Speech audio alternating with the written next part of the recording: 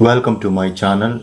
This is Captain Binoy Varakil, Assistant Professor, Department of English, St. Joseph's College, Kozhikode. We have discussed all the chapters of the Poetics of Aristotle, and in the previous lecture we looked at some of the terms that we come across in the Poetics. Today we go for the interpretation of two concepts from the Poetics, and we will be looking at poetry as imitation in Aristotle's The Poetics, and we will also interpret tragic catharsis from the Aristotelian point of view. First, let us look at the concept. Let us interpret poetry as imitation. The first scandal in the Poetics is the initial marking out of dramatic poetry as a form of imitation. We call the poet a creator and are offended at the suggestion that he might be merely some sort of a recording device. As the painter's eye teaches us how to look and shows us what we never saw, the dramatist's presence things that never existed until he imagined them, and makes us experience worlds we could never have found the way to on our own. But Aristotle has no intention to diminish the poet, and in fact says the same thing I just said in making the point that poetry is more philosophic than history. By imitation, Aristotle does not mean the sort of mimicry by which Aristophanes finds syllables that approximate the sound of frogs. He is speaking of the imitation of action, and by action he does not mean mere happenings. Aristotle speaks extensively of praxis in the Nicomachean Ethics. It is not a word he uses loosely, and in fact his use of it in the definition of tragedy recalls the discussion in the Ethics. Action, as Aristotle uses the word, refers only to what is deliberately chosen and capable of finding completion in the achievement of some purpose. Animals and young children do not act in this sense, and action is not the whole of the life of any of us. The poet must have an eye for the emergence of action in human life and a sense for the actions that are worth paying attention to. They are not present in the world in such a way that a video camera could detect them. An intelligent feeling shaping human soul must find them. By the same token, the action of the drama itself is not on the stage. It takes form and has its being in the imagination of the spectator. The actors speak and move and gesture, but it is the poet who speaks through them, from imagination to present to us the thing that he has made, because that thing he makes has the form of an action. It has to be seen and held together just as actively and attentively by us as by him. The imitation is the thing that is reproduced in us and for us by his art. This is a powerful kind of human communication, and the thing imitated is what defines the human realm. If no one had the power to imitate action, life might just wash over us without leaving any trace. How do I know that Aristotle intends the imitation of actions to be understood in this way? In De Anima, or On the Soul, Aristotle distinguishes three kinds of perception. There is the perception of proper sensibles, colors, sounds, tastes, and so on. These lie on the surfaces of things and can be mimicked directly for sense perception. But there is also perception of common sensibles available to more than one of our senses, as shape is grasped by both sight and touch, or number by all five senses.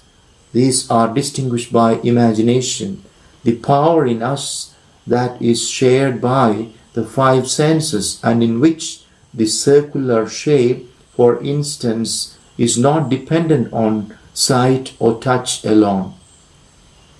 These common sensibles can be mimicked in various ways, as when I draw a messy, meandering ridge of chalk on a blackboard and your imagination grasps a circle.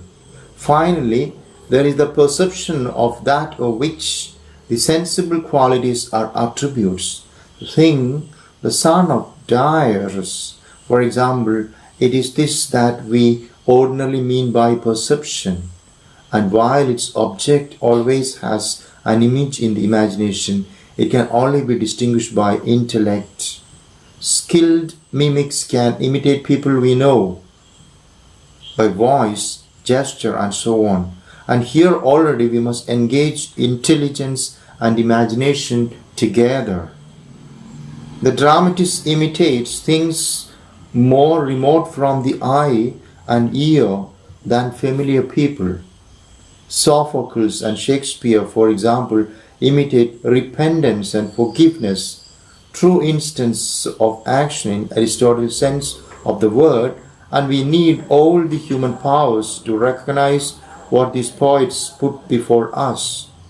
So the mere phrase imitation of an action is packed with meaning, available to us as soon as we ask what an action is and how the image of such a thing might be perceived.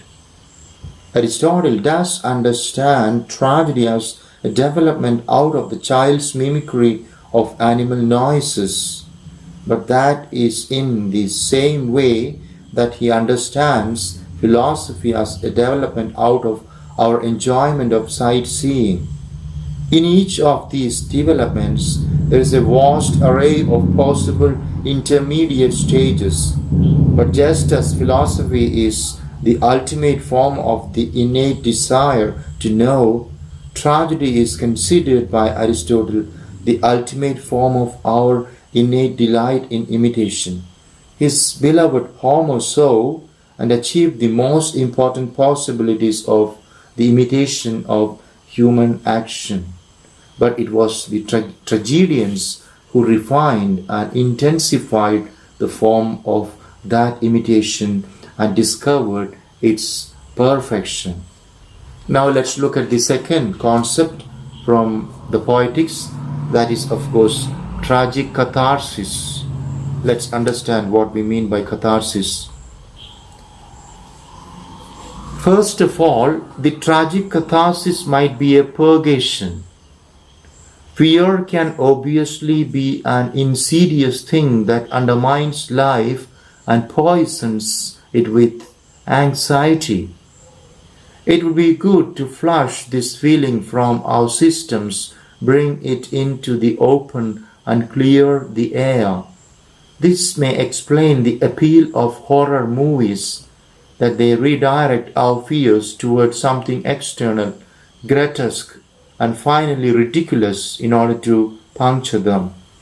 On the other hand, fear might have a secret allure, so that what we need to purge is the desire for the thrill that comes with fear.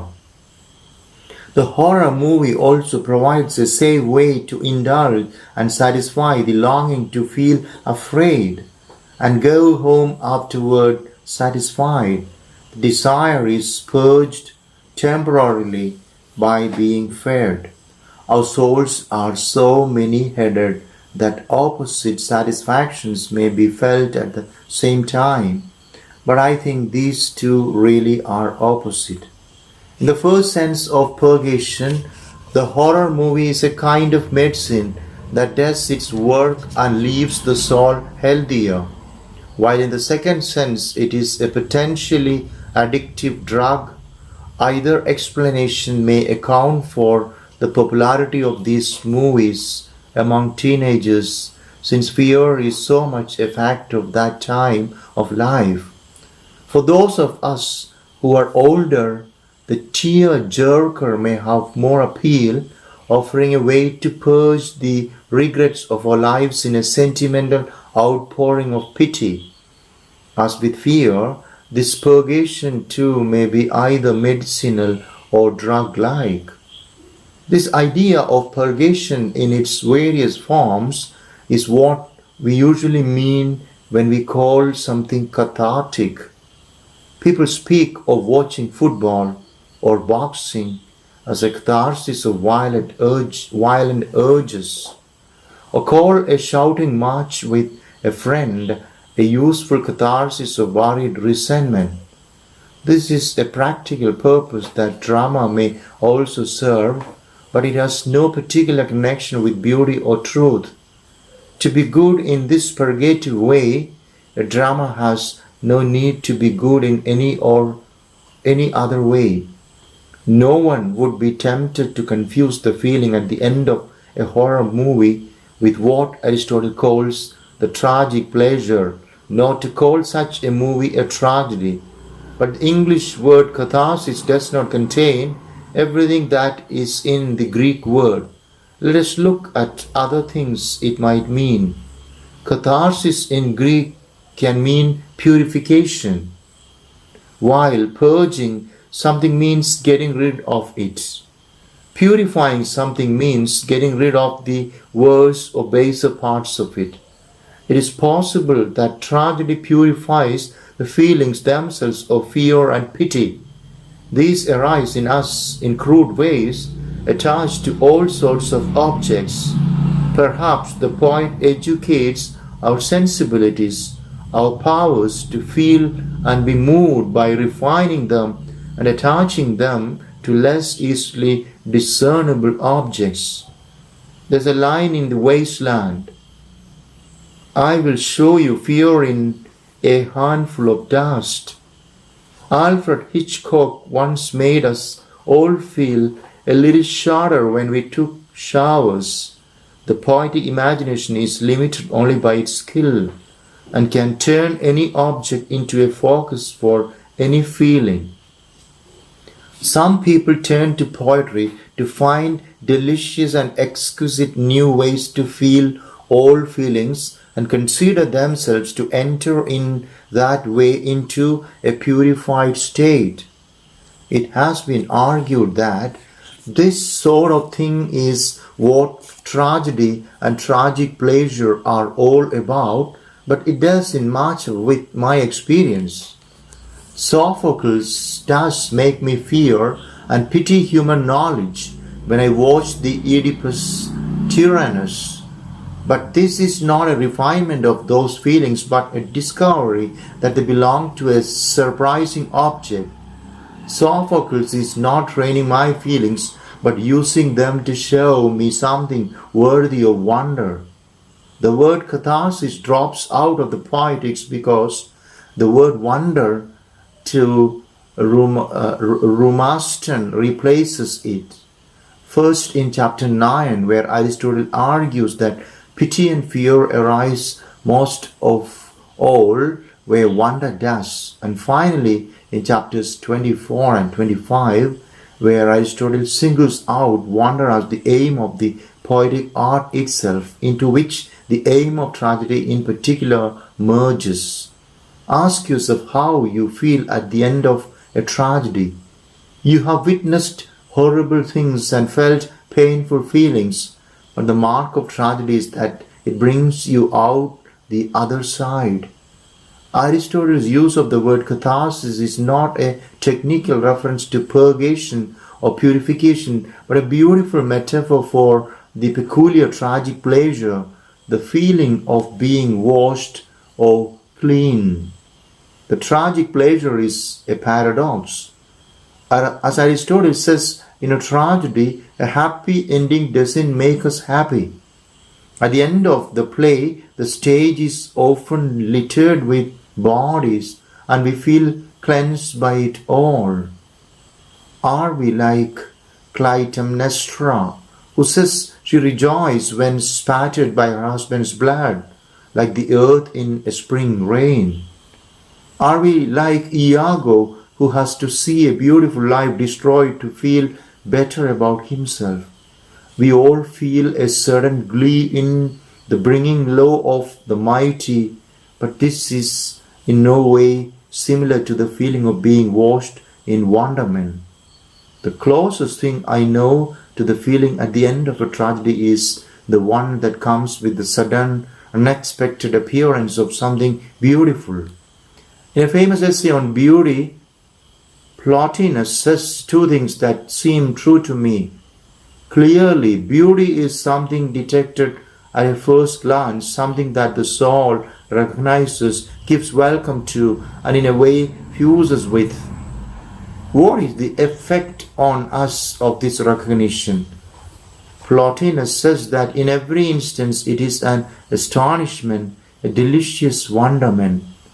Aristotle is insistent that a tragedy must be whole and one, because only in that way can it be beautiful, while he also ascribes the superiority of tragedy over epic poetry to its greater unity and concentration. Tragedy is not just a dramatic form in which some works are beautiful and others not. Tragedy is itself a species of beauty. All tragedies are beautiful. By following Aristotle's lead, we have now found 5 marks of tragedy. Number 1, tragedy imitates an action. Number 2, tragedy arouses pity and fear. Number 3, tragedy displays the human image as such. 4, tragedy ends in wonder. And 5, tragedy is inherently beautiful. We noticed earlier that it is action that characterizes the distinctively human realm, and it is reasonable that the depiction of an action might show us a human being in some definitive way. But what do pity and fear have to do with that showing? The answer is everything. With that, we come to the end of this lecture. Thank you very much for listening. May God bless you.